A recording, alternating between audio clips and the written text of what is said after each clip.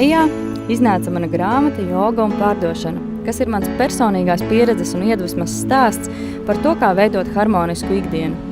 Ņemot vērā, ka grāmatu veido praktiski ieteikumi, turpmāk katru nodaļu atspoguļošu video formātā. Pateicoties iespēju uzstāties konferencē Grand Sales 2016, sākšu ar nodaļu pašdisciplīna, jo tā ir manas prezentācijas tēma. Ir vērā ņemama atšķirība starp jēdzieniem motivācija un pašdisciplīna.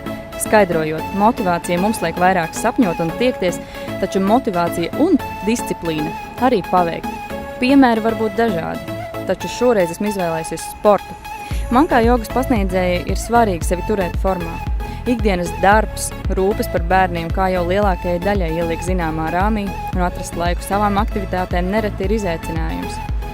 Taču esmu atradusi risinājumu – treniņus Vērmanas dārzā, kas atrodas blakus manai darba vietai, kur kopā ar savu treneri Jāni Vanagu tiekos pāris reizes nedēļā.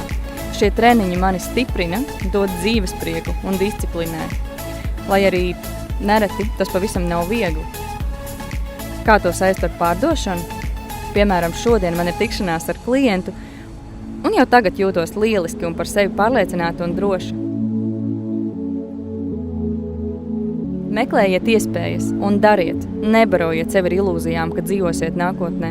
Dzīve ir šeit un tagad, un vinēs tie, kuri tic un dara.